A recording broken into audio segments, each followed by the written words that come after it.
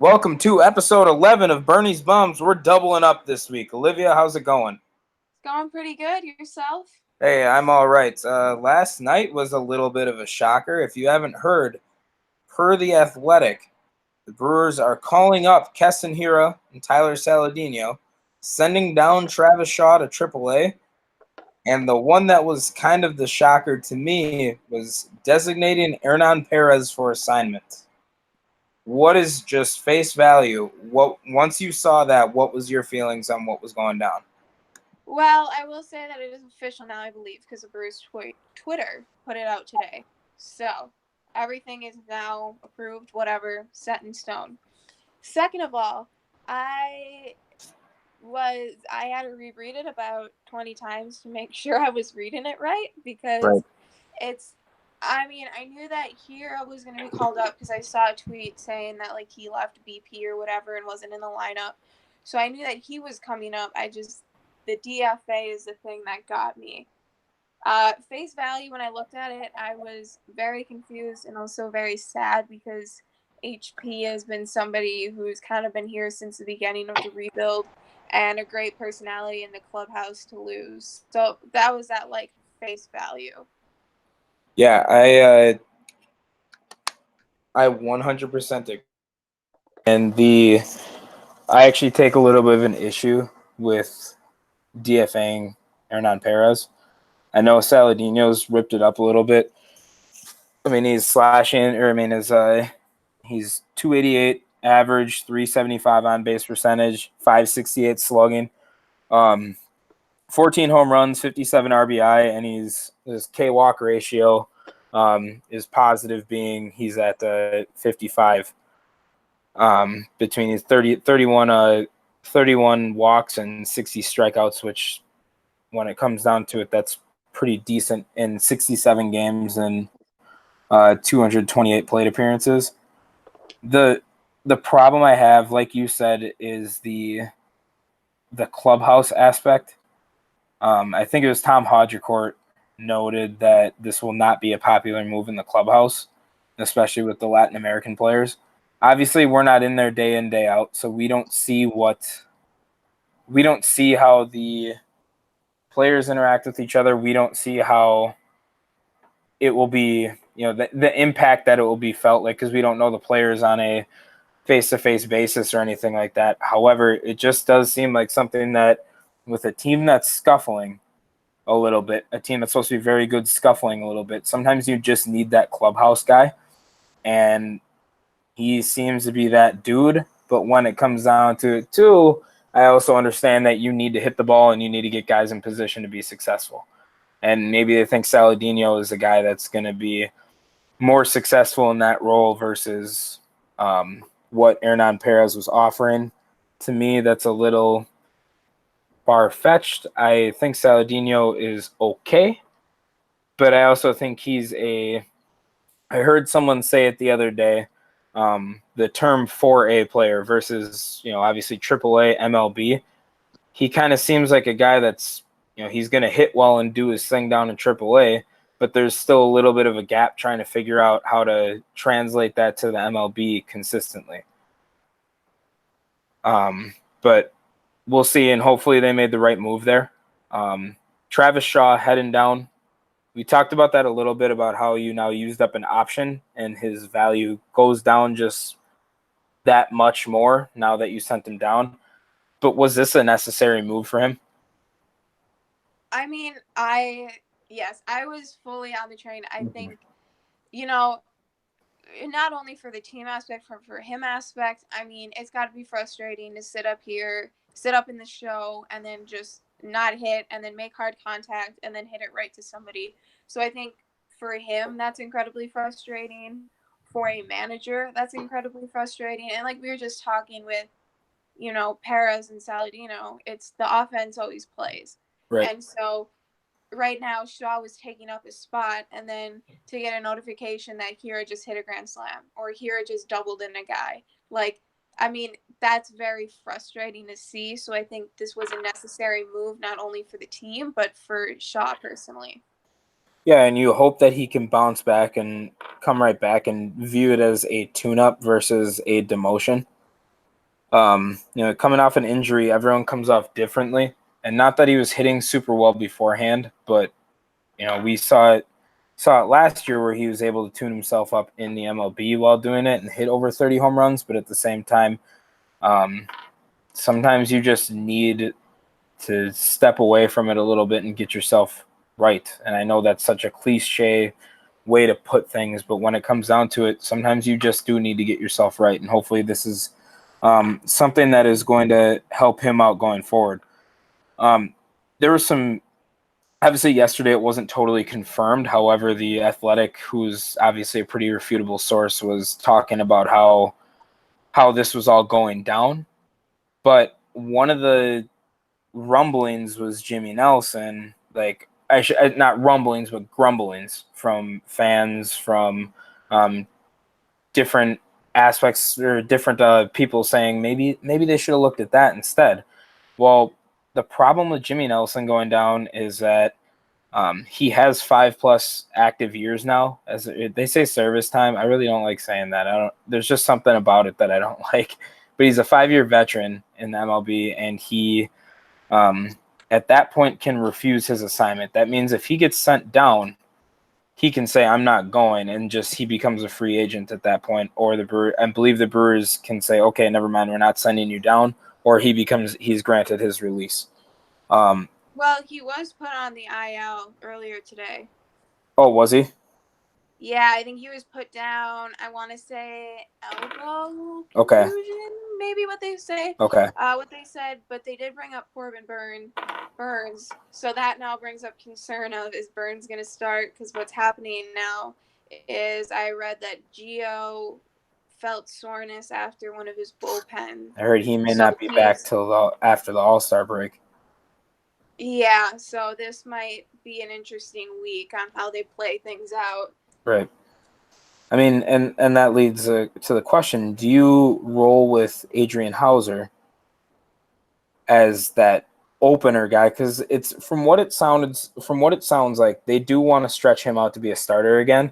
But then again, we've heard that with, we want to stretch Josh Hader out to be a starter, or we want to stretch Burnes out to be a starter, and you try it, and then it's kind of in and out. But everyone's kind of got their own timeline on how they're going to figure things out. Do you think Adrian Houser is an option for them going forward? Yes and no. It was interesting when we were playing Seattle. I think it was with LeBlanc, I want to say, where they always had somebody go in front of him. We've done it the opener earlier, and we did it with Adrian Houser and Freddie Peralta. So I think for right now, in the situation we're in, I don't know. To stretch out to be a starter, I know we talked about this on the last one, I think, they're two different completely mindsets from being in a bullpen and then being in a starter role. Sure. So I think I could see, them being like, okay, Adrian, you have Freddie behind you. We're going to let you go as long as you can, or as long as a limit is put on.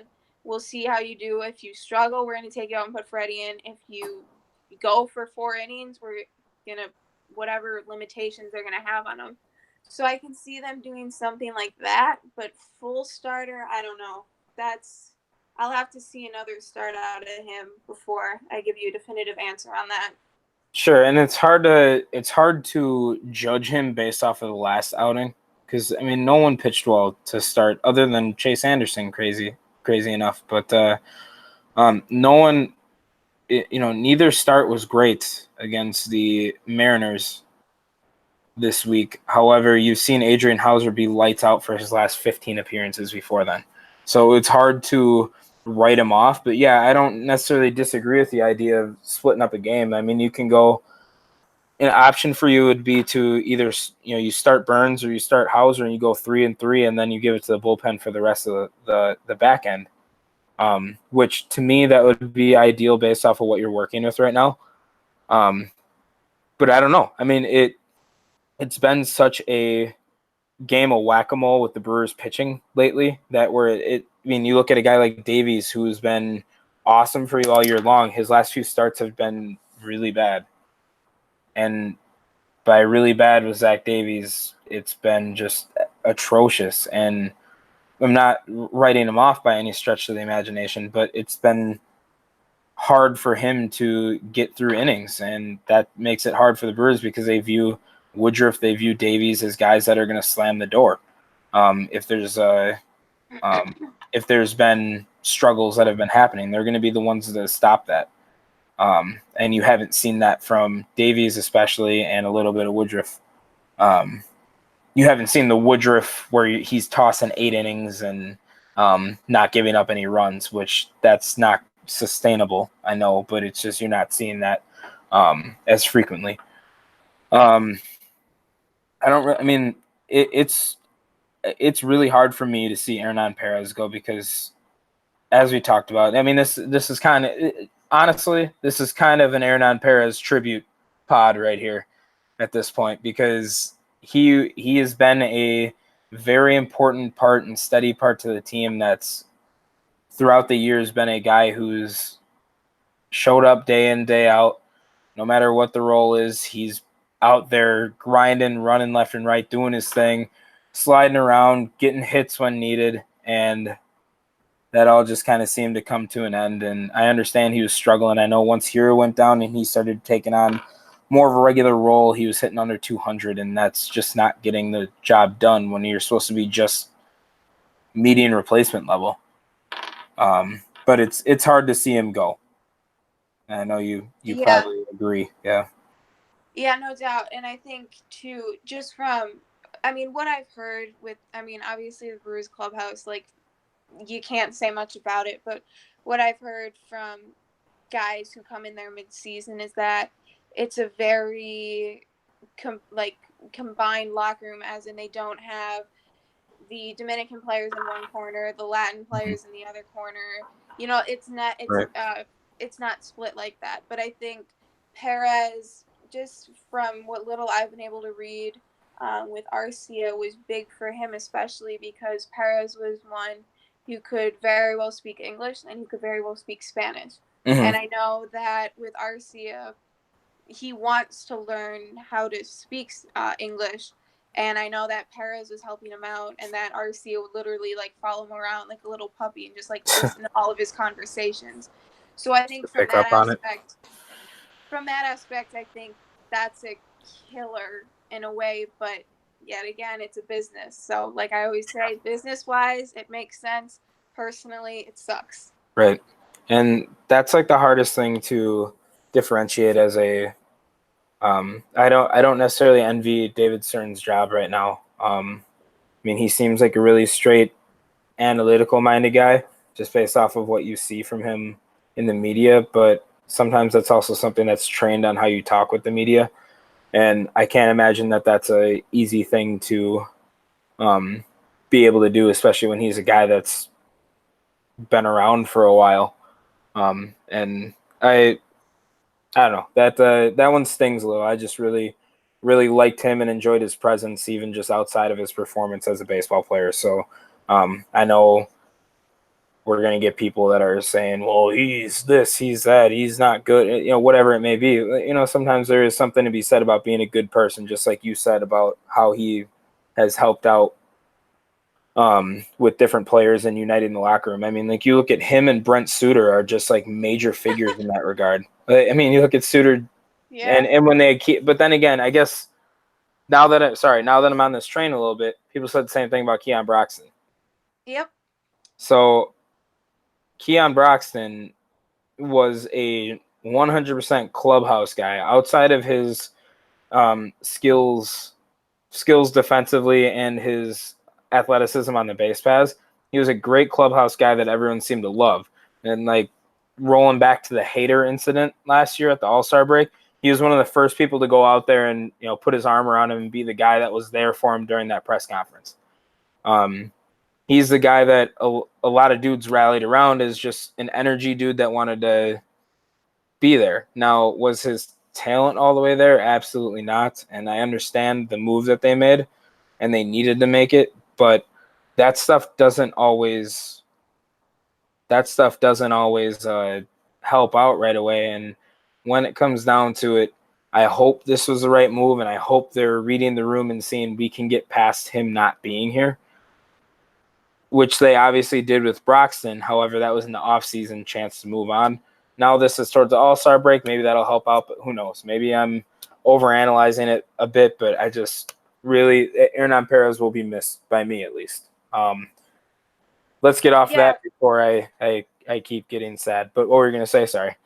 Oh, I was just going to say it'll be interesting to see kind of what David says and what Count says to kind of hear what their viewpoints was, because I always like to go through it with my opinions, but then always hear what they're coming from the business side. Sure. Absolutely. I'm 100% with you on that. I wonder what will be said. Let's move on to the All-Star voting. I got a bone to pick with Brewers fans a little bit. However, let me just read the results. So the results, Christian Yelich, no surprise, he's going to be starting the All-Star game. And let's backtrack a little bit. Olivia and I talked about this before. We don't exactly know how this All-Star game works. We know that the voting happened to get to the primaries. And we knew that was like you vote as many times as you can based off how many emails you have. It's like 5 times in a day or whatever. Then they have the primary vote where there's 3 options at each position. So there are 3 options at each position where we saw, except the outfielders have 9. So, for example, at first base, it was Rizzo, Bell, and Freeman. And if I'm not mistaken, Freeman got picked. Really? Yeah, over Bell. I'm going to look one more time, but I'm pretty sure it was Freeman. It should have been Josh Bell. Good for Freddie. The dimly lit Little League Park comments. Yeah, I'm a little over Freddie Freeman. Yeah, he let me look here real quick. I got it pulled up. Okay, of course it's on the AL, right? Yep, Freddie Freeman got it. And he beat him by like 1.1%. So it was Freeman, Bell, Rizzo. So then they voted and they picked Freddie Freeman got it. Now, I don't know if that means Josh Bell and Anthony Rizzo are in the All-Star game as well, or if that means then they move on to the manager's pick-in, which is on Sunday. Or the manager's player vote on Sunday. So I'm a little confused on that, but I suppose we'll find out Sunday. But anyway, at this point, we'll pretend like they don't get in if they didn't get voted in. Great. So Yelich, starter, number 1 in NL voting. Does that shock you at all? Him being a starter doesn't. That was kind of a given. But him being number 1 in voting does, however. I agree.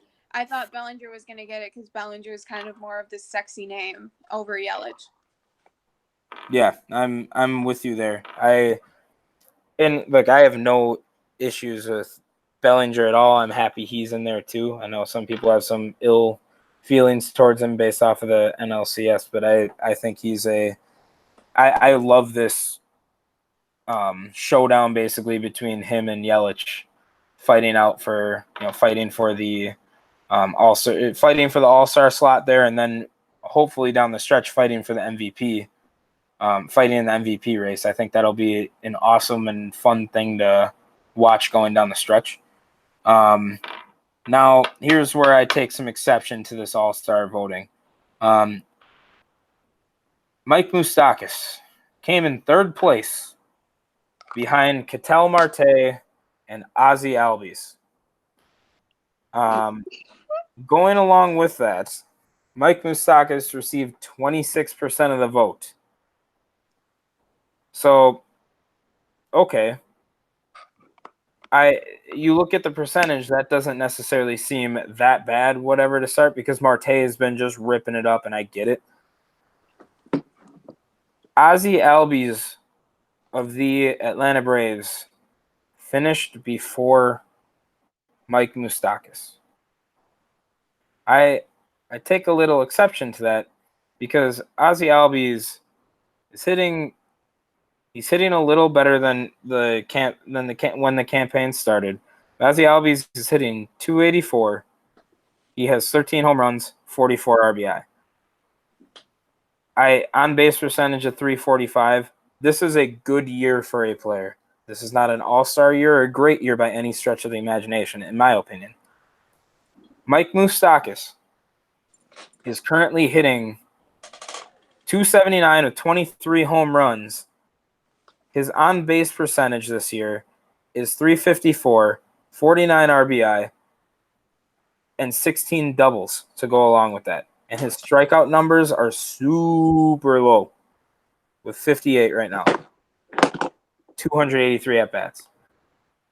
I understand the idea of this vote. I get that it's a fan thing. I understand. But when it comes down to it, there is no reason that Ozzie Albies should be in front of Mike Moustakas. I understand Ketel Marte, but I do not understand Mike Moustakas being that low, let alone being that low, being lower than Ozzie Albies by about 10% of the vote. There's no reason for that. Then you go look at Yasmani Grandal, 22% of the vote behind Wilson Contreras, who I get him being ahead, being in the bigger market, and also playing well this year. But Brian McCann, the guy, it's blowing my mind. He doesn't even play every day. He's got an on-base percentage of 345, which is great and all. 277 batting average, 8 home runs, 30 RBI. In comparison to Yasmani Grandal, who is currently hitting 266 with a 377 on-base percentage, 18 home runs, 46 RBI, 10 doubles. McCann has 5. Even add in 2 triples for Yasmani Grandal and 44 walks in 305 plate appearances, 74 games. And he lost that percentage by over 10% to Brian McCann. Sorry, I'm going to go on a little rant here, Olivia. I know I've been keeping you at bay for a little bit, cutting you off, but Brewer fans, it's on you. Like, if you have a problem with it, so the people that are going to be like, oh, no, I can't believe they didn't get in. You didn't vote, more than likely. If you did, good for you. You didn't tell anybody else to then. So, I again, when it comes down to it, the All-Star, the accolades don't really matter. What matters is the Brewers winning a World Series. But when it comes down to it, if you're going to complain about it, you better have done your part. So I guess this is what it is. Like, you need to get behind your team or not. Like, I guess that's what I'm looking at. You see so many people complaining not only about this All-Star team. You see people complaining left and right about how bad this pitching is, how bad. And I see people, you might as well just be done now. This team is over. Someone had a sign at the game yesterday that said, hashtag Stearns on notice. Are you kidding me? He put together a team that went to the NLCS and lost to another phenomenal team in 7 games. And you're going to sit there and give him that? That's absolute garbage. There's no reason for this. They did the same thing going into the All-Star break last year. They lose a bunch to Miami. They get swept in 5 games by Pittsburgh, and we're going to sit there and complain about how bad this team is? Give me a break. It's just awful. Like, get behind your team or don't. It's up to you. Sorry. Go ahead. You got something, go ahead. I think you need to take a break from Twitter. That probably, I guess. That's what you need. Honestly. It's just being around the stadium. I mean, it's more just being around the stadium. I think that's the biggest thing. You're going to get mad at me for saying this. You really are. Go ahead. But as for the All-Star portion of your rant that you just went on, yeah, it's cool, whatever. They're All-Stars. Yeah, Yelich being a starter, number 1 in voting. Yeah, it sucks. Grandal should be there. Moose should at least be in second. But, like, at the end of the day, why it doesn't matter? Care? It doesn't really matter that much, and I understand. I guess I'm not even necessarily that mad about the All-Star stuff. I'm more mad about the latter part of it, where I'm sitting there hearing people basically say this team's done because they said the same crap last year. And like I'm walking through the aisles and stuff like that at Miller Park, and I'm hearing this stuff pretty frequently, and that's a problem. Granted, I know they're not playing well against a team like Seattle, which, yes, I agree that that's a problem because there's no reason that a team that's contending should be struggling with a team like Seattle. However, they have a lot of power potential, and they showed that during the series. I don't know. It's just like it's frustrating seeing people basically jump off. You talked about me jumping off bandwagons. I don't think I've ever just tried to sink the entire ship there. But when it comes down to it, like, get behind your team. I guess that's what I'm at. I can definitely see where you're coming from, and it's frustrating to see it everywhere. I mean, I see it on social media all the time, but I think one thing that my dad has always told me if I would get angry over something like this is just, luckily they're not the ones sitting up in the general manager's Right. office calling up everybody saying, hey, we're ready to sell. What do you want Yelich for? Like, right. I think you just have to be happy that they're not the ones sitting up there. And also, too, I believe with the Brewers being as good as they were last year, we gained some people as fans. And I think some of those fans, I'll straight up call them bandwagons. I think some of them just like to jump from like team to team and who's ever hot. And I think those are the people, they're the loud majority. They're the loud ones. And I think that, I mean, we're fine. I don't see an issue with it. Yeah, it's the baseball season. There's 162 games. You're going to lose some, you're going to win some. It's how it goes. So, I mean, I'm not too worried yet.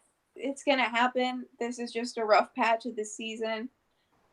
That's my little baby rant of the day. Yeah, I mean, I don't usually get too up in arms about stuff like this. However, just hearing that stuff and seeing the results, it just to me felt like you're not behind your team. And maybe I read into it a little too much, but I really hope this second half, maybe the fans need a break too. Maybe the fans need this All-Star break. However, I really hope going into this next half of the season that it's back to, yep, this team's great and we're going to be behind them. Well, that being said, why don't we wrap it up before I keep getting angry? All-Star selections are announced Sunday. Howie Bremberger, you're part of the thing that I'm talking about. I'm just kidding, buddy. Have a good night, everybody.